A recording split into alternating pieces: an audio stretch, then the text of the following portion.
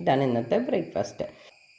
മില്ലറ്റുകൾ കൊണ്ടുള്ള ഇഡ്ഡലി. ഇതുണ്ടാക്കിയത് എങ്ങനെയാണെന്നും എന്തൊക്കെയാണ് ചേർത്തിരിക്കുന്നതൊക്കെയുള്ള വീഡിയോ ആണ് ഇന്നത്തെ വീഡിയോ. നമുക്ക് അതിലേക്ക് പോകാം. ഇഡ്ഡലിക്ക് അല്പം ഉഴുന്ന് വേണമല്ലോ. അപ്പം ദോശയ്ക്കാണെങ്കിൽ 4 ഭാഗം അല്ല 5-1 4 ഭാഗം അരിയും 1 ഭാഗം ഉഴുന്നും എടുത്ത് 5-1 നമ്മൾ ഇടുന്നത്. അതേസമയത്ത് ഇഡ്ഡലിക്കാകുമ്പോൾ അല്പം കൂടെ ഉഴുന്ന് കൂടുതൽ വേണം. അപ്പം ഞാൻ ഈ ഒരു സ്പൂണിനാണ് അളവെടുക്കുന്നത്. അപ്പോൾ ഒരു പാത്രം അല്ലെങ്കിൽ ഒരു തവി ഉഴുന്നെടുത്തു. രണ്ടാമത് ഒരല്പം കൂടെ ഉഴുന്നെടുത്തിട്ടുണ്ട്. ഇനി നമുക്ക് ഈ തവിക്ക് ഓരോ തവി ബാക്കിയെല്ലാം മില്ലറ്റിങ്ങൾ. ഇത് ബാനിയാടാണ്, അല്ലെങ്കിൽ കുതിരവാലി എന്നൊക്കെ പറയും. അത് ഒരു സ്പൂൺ എടുത്തു. ഇനി റാഗിയാണ്.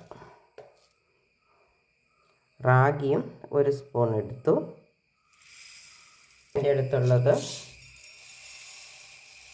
ബജ്റയാണ്. അത് ഞാൻ ഒരു സ്പൂൺ എടുത്തു. ഇനി നമുക്ക് ഒരു സ്പൂൺ പച്ചരിയും കൂടെ എടുക്കണം. ഇത് ദോശയ്ക്കും ഇഡ്ഡലിക്കുമുള്ള പച്ചരിയാണ്. ഇത് ഒരാൾക്ക് ഒരു പിടിയാണ് വേണ്ടത്. സ്വന്തം കയ്യിൽ വരാൻ മാത്രം. ഒരാൾക്ക് ഒരു നേരം കഴിക്കാൻ വേണ്ട ധാന്യത്തിൻ്റെ അളവെന്ന് പറയുന്നത് ഇത്രയുമാണ്. അപ്പോൾ ഇതൊരു 2 പിടിയുണ്ട്. 2 പേർക്ക് കഴിക്കാനുള്ളതാണ്. ഇത് നമുക്കൊന്ന് കുതിരാൻ വെക്കാം. നന്നായിട്ടൊരു 3 മണിക്കൂർ കുതിരട്ടെ. അത് കഴിഞ്ഞ് അരച്ച് വയ്ക്കാം. 5 മണിക്കൂർ ഇരുന്ന് കഴിയുമ്പോൾ ഒരു മില്ലറ്റുകളൊക്കെ ഒരു 8 മിനിറ്റ് മിനിമം കുതിരണമെന്നാണ് പറയുന്നത്. എങ്കിലേ നമുക്കതുകൊണ്ട് ഗുണം കിട്ടുകയുള്ളൂ, അത് ദഹിക്കുകയുള്ളൂ. അല്ലെങ്കിൽ പല പ്രശ്നങ്ങളൊക്കെ ചിലപ്പോൾ ഉണ്ടാകാൻ സാധ്യതയുണ്ട്. അപ്പോൾ ഇത് നമുക്കിവിടെ മൂടി വയ്ക്കാം. ഒരു 3 മണിക്കൂർ കഴിഞ്ഞിട്ട് ബാക്കി ചെയ്യാം. നമ്മളിവിടെ കുതിരാനായിട്ട് വെള്ളത്തിട്ടിരുന്ന ധാന്യങ്ങളൊക്കെ കുതിർന്നു വന്നിട്ടുണ്ട്. അതിൽ ഉഴുന്ന് മാത്രമാണ് നന്നായിട്ട് വികസിച്ചിട്ടുള്ളൂ. ബാക്കിയൊക്കെ അധികമൊന്നും വലുതായിട്ടൊന്നും ഇല്ല കേട്ടോ. ആ റാഗിയും ബാനിയാടും ഒക്കെ അതേപോലെ തന്നെ കിടക്കണം. അത് ബാനിയാടാണേലും തിനയാണേലും ചാമയാണേലും ഒക്കെ അങ്ങനെയാണ്. അതൊന്നും അധികം വലുതാകില്ല. നമുക്കിത് നമ്മുടെ മിക്സിയുടെ ജാറിലേക്ക് മാറ്റാം. ഞാൻ ഇടയ്ക്ക് അതിനകത്ത് ഒരു 1/2 ടീസ്പൂണോളം ഉലുവ കൂടെ ചേർത്തിരുന്നു കേട്ടോ. നമ്മുടെ ബജ്റയും അല്ലെങ്കിൽ പേൾ മില്ലറ്റും ഉണ്ടോ, ഇടയ്ക്ക് തിളങ്ങി കിടപ്പുണ്ട്. ഇടയ്ക്ക് ഓരോന്ന് കാണാനുള്ളത് അരിയും ഉഴുന്നും മാത്രമേ ഉള്ളൂ. നമുക്കിതൊന്ന് കുറച്ച് വെള്ളം ചേർത്തൊന്ന് അരച്ചെടുക്കാം.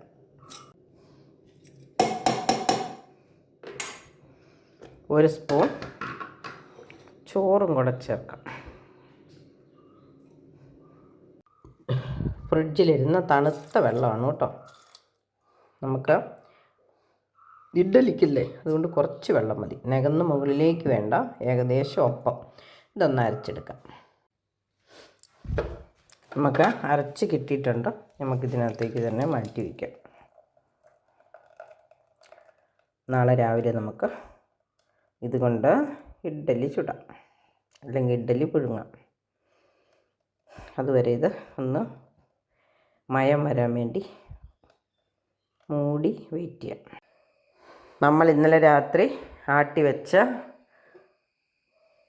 ഇഡ്ഡലി മാവ് നോക്കാം. കണ്ടോ, ഒരു വലിയ ഇഡ്ഡലി പോലെ ഉണ്ട്.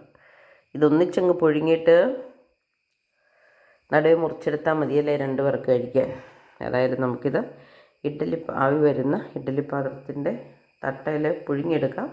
അതിനു മുമ്പ് നമുക്ക് ഉപ്പ് ചേർക്കാം. ഉപ്പ് ചേർത്ത് ഇളക്കി വെച്ചിട്ട് ഒന്നും കൂടെ പതുക്കെ പൊങ്ങുമ്പോഴാണ് സാധാരണ ഞാൻ ഇഡ്ഡലി പുഴുങ്ങുന്നത്. ഒരല്പം ഉപ്പ് ചേർക്കാം.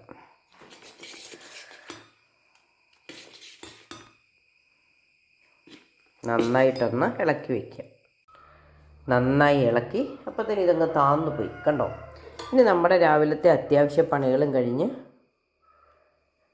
ചമ്മന്തിയൊക്കെ ഉണ്ടാക്കിയിട്ട് വരുമ്പോഴത്തേനും ഇതൊന്നും കൂടെ പൊങ്ങി വരും. അപ്പം നമുക്ക് ഇഡ്ഡലി തട്ടിൽ കോരി ഒഴിച്ച് ഇഡ്ഡലി ഉണ്ടാക്കാം.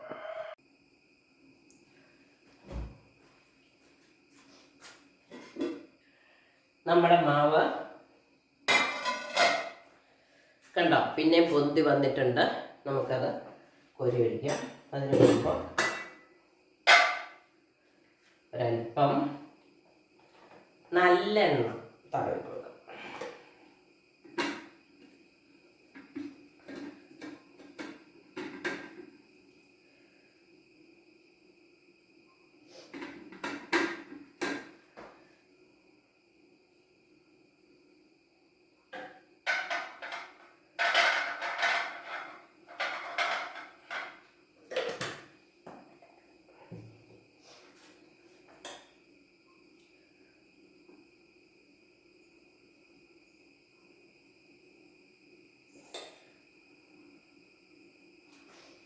ഇനി നമ്മൾ ഉപ്പിട്ട് പിന്നെ ഒന്ന് ഇളക്കി വെക്കുമ്പോൾ നമുക്ക് തോന്നുവാണ് ഒരല്പം ലൂസായിപ്പോയി, അല്ലെ വെള്ളം കൂടുതലാണ്.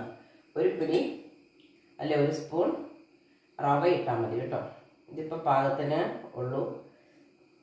നമുക്ക് ആ പരിചയമില്ലാത്ത സാധനമൊക്കെയുള്ള ഒന്ന് അരച്ച് വയ്ക്കണേ എന്ന് നമ്മൾ ചെറുപ്പം തൊട്ട് ശീലിച്ചതല്ലല്ലോ. അപ്പം നമുക്ക് ഇത് ഒഴിച്ചു വന്നു കഴിയുമ്പോൾ കണ്ടോ, ഇത് ഒഴിച്ചു കഴിഞ്ഞാലും പെട്ടെന്ന് തന്നെ അത് താന്നു പോകരുത്. നിരപ്പായി വരാൻ ഒരു സെക്കൻഡ് എടുക്കും. അതാണ് ഇഡ്ഡലി മാവിൻ്റെ ഒരു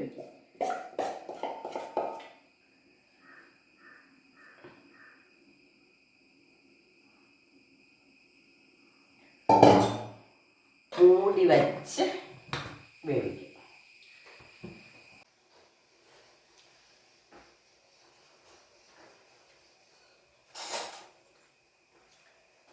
ഒരു 2-3 മിനിറ്റ് ആയിട്ടുണ്ട്. ഇഡ്ഡലി വേവാൻ ആ സമയം മതിയല്ലോ. നമുക്കൊന്ന് തുറന്നു നോക്കാം.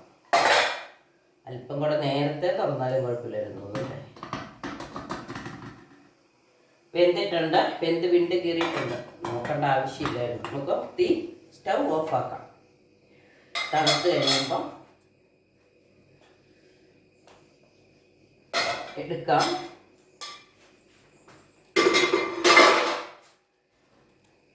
ഇത് തുറന്നു വെച്ചിരിക്കുകയാണ് എപ്പോഴും നല്ലത്. കാരണം അതിൻ്റെ ആവി അതിലേക്ക് പോയി വീഴാതിരിക്കും. അപ്പം നമുക്ക്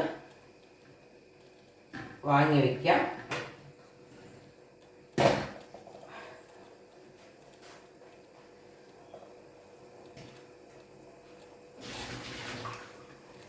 വെള്ളം ഊറ്റിയിട്ട് പറഞ്ഞെടുത്ത് മുകളിലേക്ക് വയ്ക്കാം.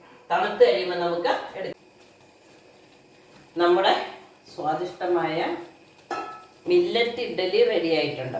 നമ്മൾ ബാനിയാടും പേൾ മില്ലറ്റും റാഗിയും കൂടെ ചേർത്തുണ്ടാക്കിയതാണ്. കൂടെ ഉഴുന്നും അരിയും ചേർക്കും.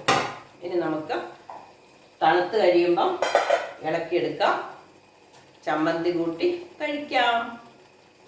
അപ്പോൾ ഇടയ്ക്കിടയ്ക്ക് നിങ്ങൾ പരീക്ഷിച്ച് അല്ലെങ്കിൽ ഒരു വ്യത്യസ്തതയ്ക്ക് വേണ്ടിയിട്ട്, ആരോഗ്യത്തിന് വേണ്ടിയിട്ട്, വെയിറ്റ് കുറയ്ക്കാൻ വേണ്ടിയിട്ടൊക്കെ മില്ലറ്റുകൾ കൊണ്ട് ഇഡ്ഡലി ഉണ്ടാക്കുക. എന്നും ദോശയപ്പവും അല്ലെങ്കിൽ ഉപ്പുമാവും പുട്ടും ഒക്കെ ആകുമ്പോഴത്തേനും അടുത്ത് പോകും. അപ്പോൾ ഇടയ്ക്ക് നമുക്ക് ഒരു ഇഡ്ഡലിയും ഉണ്ടാക്കാം. ചട്ടി അടുപ്പത്ത് വെച്ചിട്ടുണ്ട്. തേങ്ങ,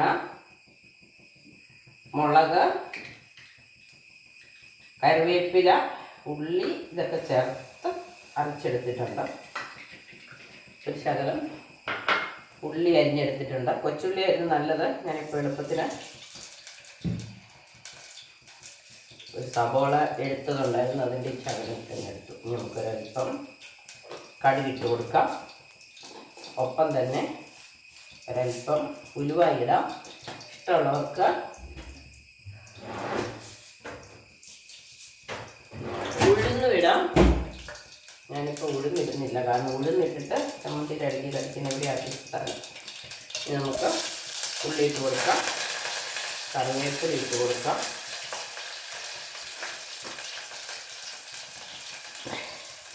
ഒരൽപ്പം ഉപ്പിട്ട് കൊടുത്തു. തീ ഒന്ന് ഓഫാക്കി. തീ ഓഫാക്കിയിട്ടാണ് കേട്ടോ ഞാൻ അരച്ച തേങ്ങ ഒഴിച്ചത്. കാരണം നമുക്കിനി ചമ്മന്തി തിളപ്പിക്കേണ്ട ആവശ്യമൊന്നുമില്ല. ഇതിനകത്ത് വെള്ളം ചേർക്കുന്നില്ല കൂടുതലൊന്നും.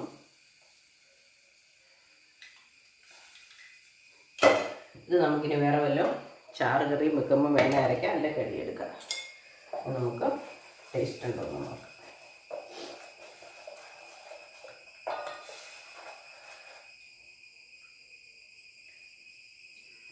ഉപ്പൊക്കെ പാകത്തിനുണ്ട്, എരിവുണ്ട്. നമ്മുടെ മില്ലറ്റ് ഇഡ്ഡലിയും ചമ്മന്തിയും കൂടെ കഴിക്കും. അപ്പം ഇന്നത്തെ വീഡിയോ ഇത്രയേ ഉള്ളൂ. ബൈ.